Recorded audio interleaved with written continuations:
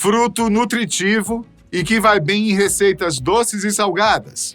O abacate, ô delícia, tem sido mais procurado pelos brasileiros nos últimos anos, devido a uma desmistificação por parte de pesquisas científicas de que ele seria um vilão da alimentação saudável. Atualmente, o consenso da área médica é de que o abacate é um alimento rico em gorduras boas, que ajudam a regular o colesterol, além de ser uma fonte de sais minerais e de diversas vitaminas, como a vitamina C e a vitamina E. Sendo assim, nos preparos de cozinha, a fruta vai além da boa e velha vitamina e hoje virou até azeite. No Brasil, os estados de São Paulo, Minas Gerais e Paraná concentram hoje em dia 87% do seu cultivo. Pois bem, se você é fã de abacates, você já deve ter ouvido falar que eles só existem graças às famosas criaturas pré-históricas, conhecidas como preguiças terrestres gigantes. A história é mais ou menos assim.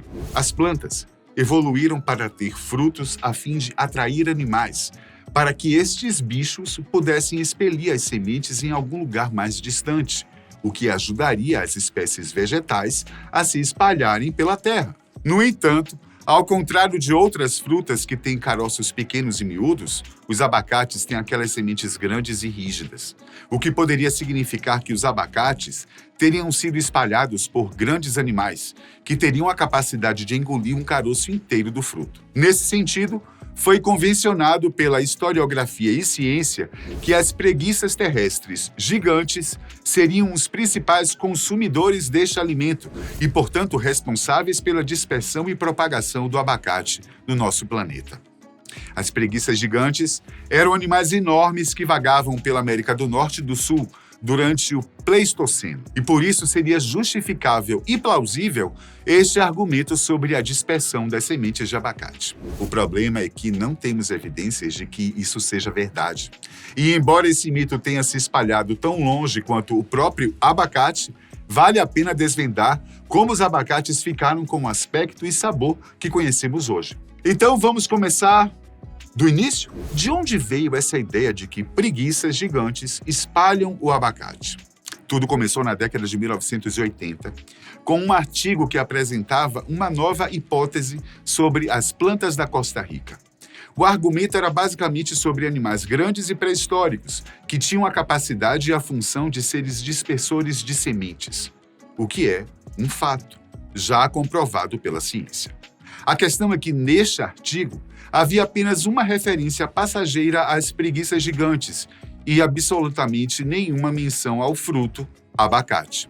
Naquele mesmo ano, um artigo levantou a hipótese de que a dispersão de sementes causadas pelos animais pré-históricos pudesse ser associada aos abacates e sua propagação na região da América Central, o que provocou novamente o pensamento e ideia sobre a possibilidade das preguiças terrestres pré-históricas serem as causadoras dessa dispersão de sementes. Porém, eram apenas hipóteses, sem nenhum dado que realmente comprovasse esse evento de semeadura. Foi então que, na década de 2000, um livro científico popular publicou esta história. E então o mito do abacate se espalhou por toda parte. Desde então, a história das preguiças gigantes como seres dispersores do abacate há décadas vem sendo elaborada e reelaborada. Toneladas de plataformas publicaram artigos sobre esse fato curioso e peculiar. Porém, nunca houve um único estudo ou projeto que tenha encontrado evidências de preguiças comendo abacates. Então, o que precisaríamos encontrar para comprovar essa conexão? Primeiramente, as preguiças e os abacates precisariam ter vivido no mesmo lugar e ao mesmo tempo. Dessa forma, seria necessário que os cientistas e arqueólogos encontrassem vestígios de abacate em coprólitos de preguiça, também conhecidos como o cocô fossilizado. Porém, nenhum resto fossilizado da fruta foi identificado nesses rastros da pré-história. A preguiça gigante. Extintas há mais ou menos 10 mil anos, as preguiças gigantes fazem parte da megafauna brasileira, junto com os tigres, dentes de sabre, mastodontes, antas e tatus gigantes. Pois então, quem pensa em um bicho preguiça, deitado na árvore e comendo folhas tranquilamente, nem imagina que seu ancestral era mais parecido com um elefante. As preguiças constituem um grande grupo da ordem Xenarthra e apareceram na era Pleistocena. Elas surgiram na atual região da Patagônia, na América do Sul, e posteriormente subiram para os países mais ao norte. Hoje, cientistas conhecem bem a anatomia do animal e seus hábitos alimentares devido à grande quantidade de fósseis encontrados pelo nosso continente. Vegetarianas. Em 1796, o pesquisador Georges Cuvier saiu em busca da primeira reconstrução de uma preguiça gigante e acabou por encontrar o maior gênero do grupo, que nomeou de Megatherium americanum. Ela apareceu há 17 milhões de anos nas Américas do Sul e do Norte, e de acordo com as pesquisas e testes, o animal chegava a pesar 4 toneladas, distribuídas em 6 metros de comprimento. As garras eram essenciais para apanhar folhas, base da dieta das preguiças, que conseguiam se alimentar dos arbustos rasteiros até as árvores mais altas, devido à altura avantajada. Portanto, os megatheriums nunca ficavam com fome. O lábio superior e a língua tinham um formato próprio para agarrar a vegetação. Já os dentes sugeriam que eram adaptados para a alimentação de vegetais duros e fibrosos. Preguiças brasileiras. Muitos fósseis já foram encontrados e estudados no Brasil. Lá em 1834, o paleontólogo dinamarquês Peter Lund encontrou o fóssil de uma preguiça gigante em Lagoa Santa, região metropolitana de Belo Horizonte, Minas Gerais, datado em cerca de 9.000 anos atrás. Recentemente, em abril de 2019, foi descoberta uma nova espécie reconhecida como mineirinha, devido às descobertas do paleontólogo Castor Cartelli e sua equipe, que recolheram cerca de 200 peças fossilizadas em suas buscas. Nomeado de Glossotherium foenensis, o animal teria habitado São Paulo, Minas, Mato Grosso e Bahia, Pernambuco e Paraíba, indo até a Venezuela. As outras espécies já conhecidas eram de regiões mais frias, enquanto essa sobreviveu nos nossos dias tropicais. Uma de suas peculiaridades é que os ossos do crânio permitiram diferenciar macho e fêmea dessa espécie brasileira. E outra característica curiosa foi a presença de ossos bem pequenos junto à pele, que poderiam dar mais proteção e ajudar na regulação da temperatura corporal do animal. Vestígios arqueológicos. Ossos fósseis e cocô de preguiças terrestres, incluindo milodons e lestodons, colocam-nos firmemente na América do Sul durante o Pleistoceno, em torno do que é hoje a Argentina, Uruguai e o Paraguai. A subfamília Milodontinae é amplamente registrada no Pleistoceno da América do Sul, sendo que seus principais representantes mais compíscuos são os dos gêneros Glossotherium owen e Milodon owen. No Pleistoceno do Brasil, Glossotherium é registrado nas regiões Nordeste, Sudeste e Sul, enquanto o Milodon é mais restrito à porção austral do nosso continente.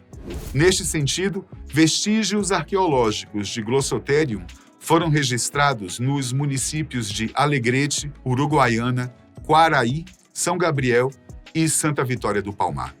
E somente nesta última localidade foi encontrado também evidências da presença do gênero Milodon.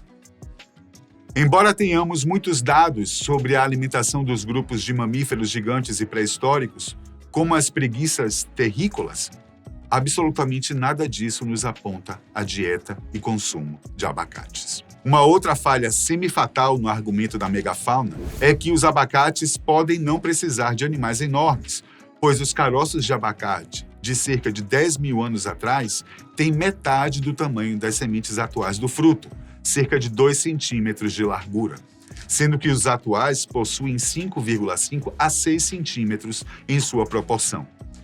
Mas afinal, onde surgiu o abacate? Os primeiros abacates surgiram no sul do México muito antes dos Estados Unidos existirem. Originário da América Central, basicamente, o abacate teve origem em 3 tipos de fruto, que após diversos cruzamentos naturais ou introduzidos pelo homem, deram nascimento a cerca de 500 variedades diferentes. De acordo com os estudiosos em biologia e áreas relacionadas, o nome abacate vem do espanhol aguacate, que por sua vez surge a partir de uma palavra do idioma náhuatl, também chamado de asteca. O significado da palavra está associado à figuração da palavra testículo. Ao que parece, abacate era usado como eufemismo em vez de se optar diretamente pela palavra testículo, como se verifica no dicionário do padre e gramático Alonso de Molinas, escrito em 1571. Já os incas do Peru o chamavam de pauta ou pauto, sendo esta palavra utilizada até os dias atuais no Peru e no Chile em referência ao fruto. A existência do abacate remonta a 8.000 anos antes de Cristo. E segundo os estudos antropológicos, os astecas, conhecidos também como mexicas, acreditavam que o abacate tinha propriedades afrodisíacas e que dava mais energia nos combates. Portanto, se os caroços do abacate começaram tão pequeninos, como explicado anteriormente, deve haver um argumento melhor para a transformação de seus caroços em termos de proporção que não envolvam nossos enormes amigos lentos. E acontece que o responsável pela manutenção e manejo mais provável sejam nossos próprios ancestrais, habitantes do que hoje é conhecido como o México. Os mesoamericanos. Se refletirmos sobre a história das primeiras civilizações da América Latina, vamos descobrir que os abacates foram uma importante fonte de alimento para as pessoas na Mesoamérica, que começaram a cultivá-los em seus jardins no Vale Tehuacán, Cuicatlán, há cerca de 10.000 anos atrás. Os astecas. Os astecas desenvolveram-se no Vale do México e formaram uma grande civilização que foi conquistada pelos espanhóis no século XVI. As lendas astecas falam que eles migraram de uma região lendária chamada Aztlán, que supostamente ficava no norte ou noroeste mexicano. Durante essa migração, essa população pré-colombiana foi conduzida por Huitzilopochtli, cujo significado é atribuído a beija-flor ou beija-flor do sul. É um dos principais deuses do panteão asteca. Para os historiadores, um dos marcos importantes da história dos astecas foi a fundação de Tenochtitlán, que ocorreu em 1325. O marco fundador da cidade foi a construção de um templo feito de bambu, e a escolha do local ocorreu por uma determinação dos sacerdotes, que alegaram ter visto um presságio, uma águia pousada em um cacto devorando uma serpente.